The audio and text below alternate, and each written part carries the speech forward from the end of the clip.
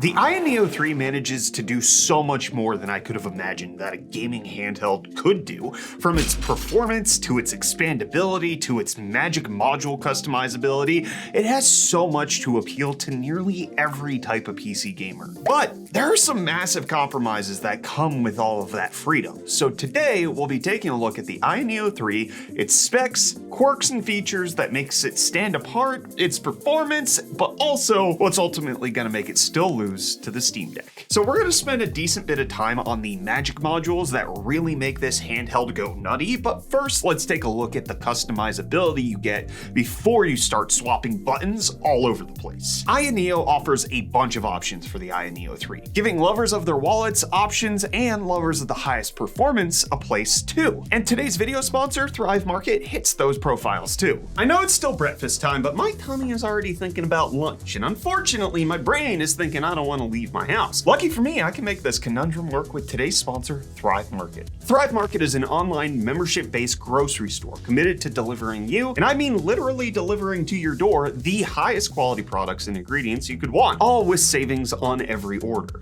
Their goal is simple, making healthy and sustainable living easy and, more importantly, affordable for everyone. The brands you'll see on Thrive Market have all been hand-selected based on quality and ethical practices, so you can chow down with peace of mind. Thrive Market also sets incredibly high quality standards for their products. With an industry high amount of restricted ingredients coming in at over 1,000, they're not messing around with anything but the best. And I have to say, the ingredients speak for themselves. Michael here put together a nice all organic pasta dish for us at the office with the ingredients from Thrive Market.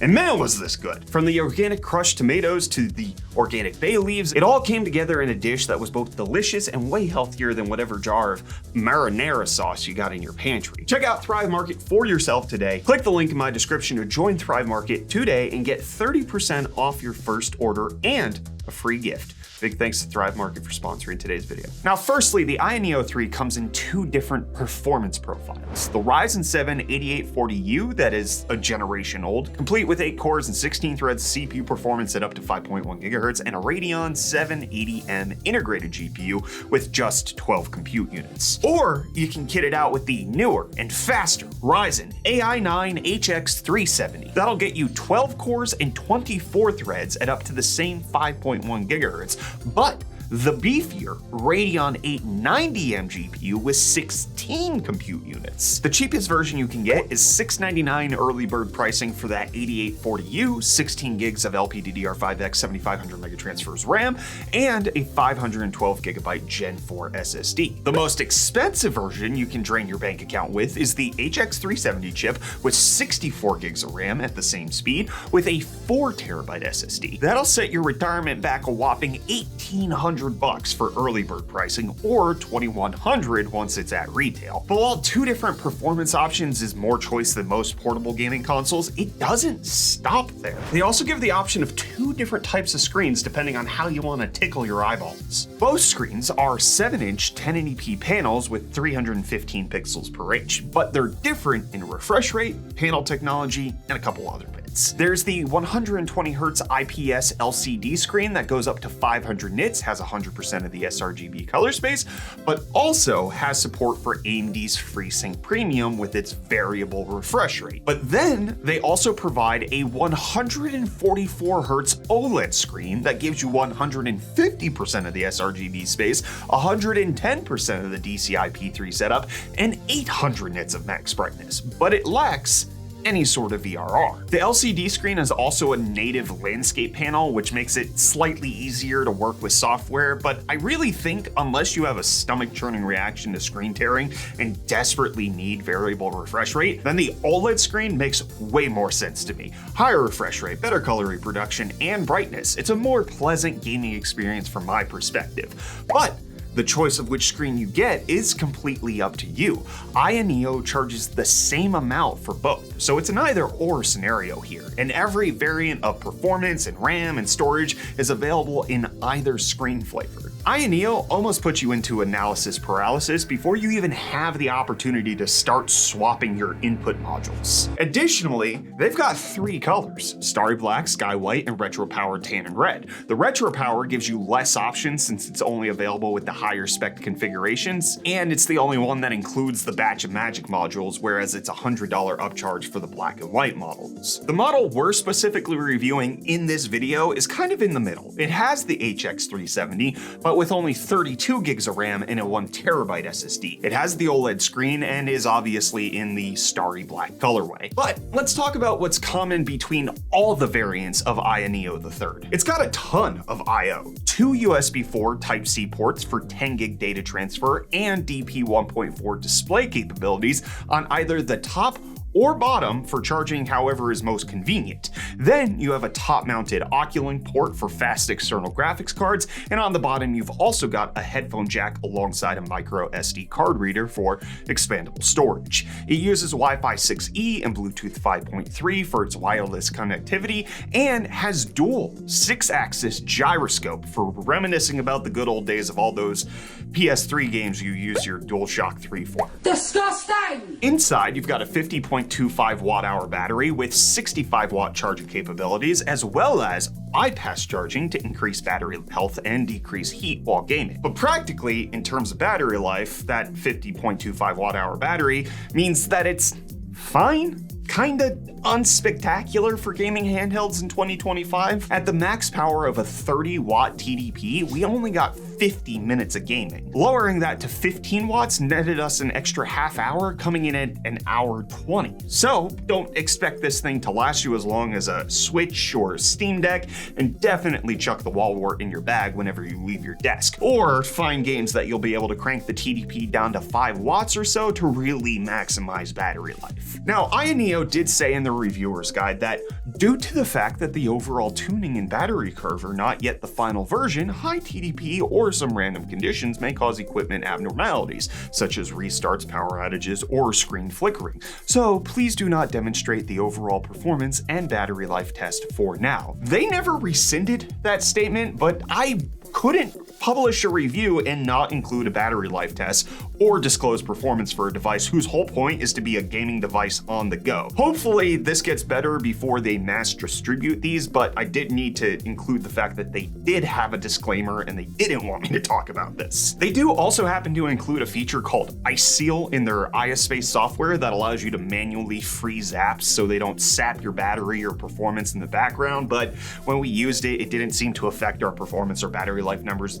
at all, so your mileage may vary, or that might get better when they fully release this. But while the battery life is currently disappointing, what isn't are the 2 massive speakers that you find on the front of the handheld. They are incredibly loud. The loudest speakers I've ever heard on a handheld, blowing away the Steam Deck no problem. And they don't distort at the top of the volume range. Ayaneo's got some good digital ear vibrators here. The only thing that would make them better is a bit more bass. They're a tad excessive on the high, so they're very bright, but that can be a good thing for certain gaming situations, even if it's worse for some music listening. Now, before we dive into the gaming performance, which I know yins are dying to munch up, let's spend a bit of time talking about these bad boys. The Magic modules. The Ayaneo 3's thumbsticks and face buttons are modular, so just by holding a physical button or one press in the software, the modules will eject themselves. By default, it comes with the standard Xbox layout with a thumbstick over a D-pad on the left and ABXY buttons over a thumbstick on the right. However, if you're a PS user, you could pop out your stick and spin the left module around to get that familiar feel. The actual ABXY button faces are also removable, so you can make sure the letters are oriented correctly no matter which configuration you have the Magic modules in. Or say if you like the Nintendo style layout, you can easily switch them. And there's even a setting in the Ayaspace software to use the Japanese BAYX layout globally, so you don't have to tinker with every game. And when you're swapping the modules, while the motorized eject system works well, as you saw,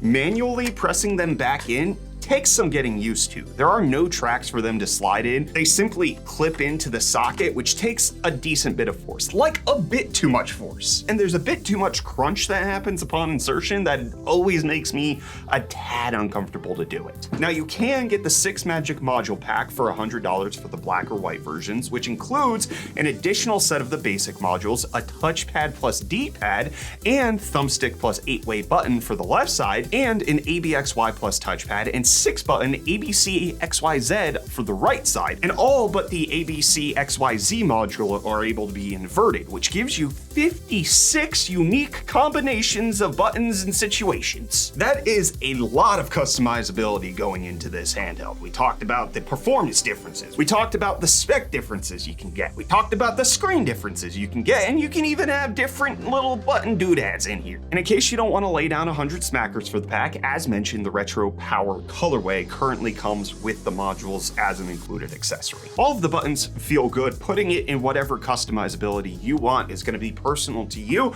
but there's just a lot you can do to make the Ayaneo 3 your own. And it also has both 250 Hz Hall effect thumbsticks for no drift and Hall effect triggers for more precision, which the triggers also have a physical switch to change between using the full range of motion with a linear input or a button mode with limited motion and an on-off input, essentially making it a second bump. There's also 5 system buttons, the Ayaspace quick menu button, and 4 more which by default are used for start, select, the Xbox home button, and show desktop. For more functionality, there is the quick control option, which enables Windows shortcuts by pressing the right trigger and bumper along with the direction on the D-pad for another way to get to the quick menu, multitasking, task manager, and screenshot. And lastly, besides the power button and volume rocker on the top of the device, there is one last button on the bottom used to toggle input styles between keyboard and mouse, controller, and your custom control scheme. Or if you hold the button, it will pop out both magic modules. Now for ergonomics, the modules definitely help get the handheld in the Goldilocks position for your buttons. And the main body is kind of a bit divisive in our office. Ayaneo did a lot to change it from the Ayaneo 2. They've made it thicker, more rounded,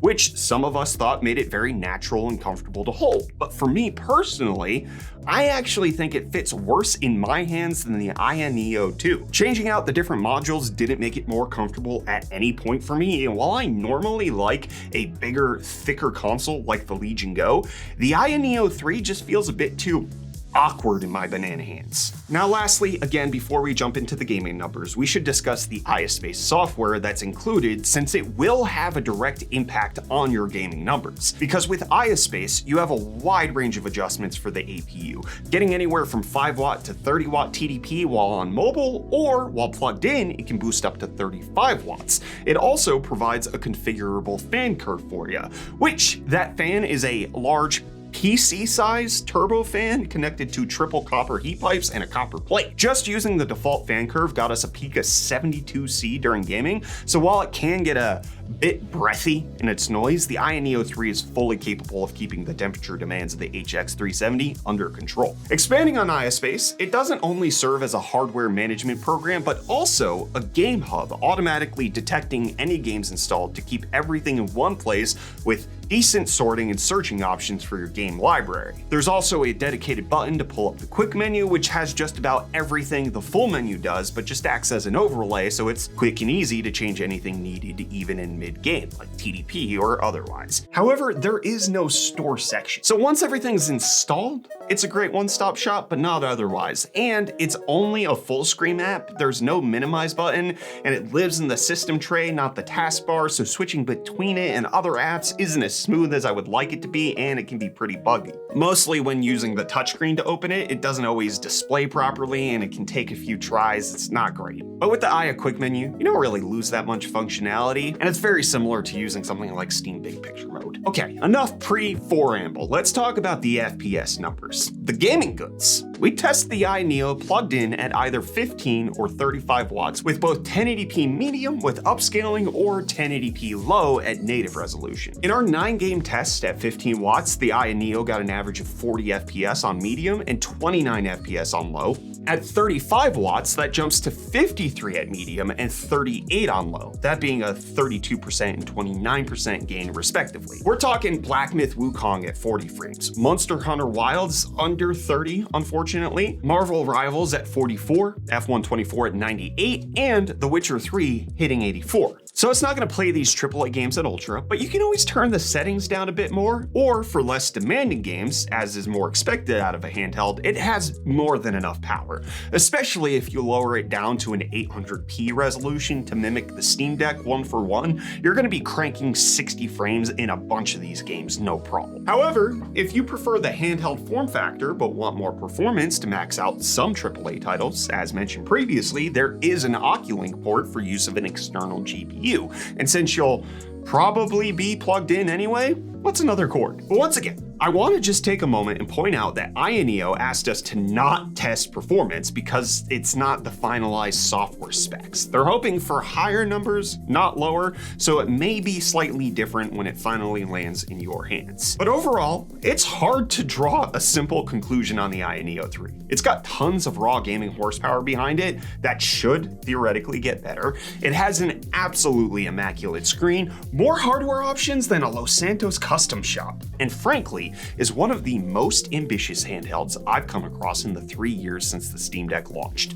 But ultimately, it falls flat on price and currently battery life. It's hard to beat the overall power package that Valve provides in the $550 Steam Deck OLED. The screen is just as good in terms of HDR, but with lower refresh rate, but since you're not hitting 144 FPS with these chips anyways, it's not a huge loss. And then you get all of the advantages of the vertically integrated ecosystem for better performance than the chip should be giving you, and better battery life than most other Windows handhelds on the market. Maybe the Ayaneo 3 will benefit quite a bit from SteamOS once Valve gives it a wider release in terms of optimizations that Windows can't quite provide, but regardless of what's the best handheld for most people, the Steam Deck OLED, the Ayaneo 3 has a place in the market. It's the more experimental, tinkerer-friendly device. You can jam so much RAM and storage in this thing while also running Windows and connect a robust eGPU via the Oculink port to create a pretty competent Ryzen desktop when you're home and a fantastic gaming gadget when you're out and about. I really like what Ayaneo wanted to accomplish with their third child. I think they've managed it. Ayaneo has always suffered from higher prices, so there's really not much that's changed here. I'd really recommend this to power enthusiasts, which includes myself. I just can't wait to put SteamOS on it.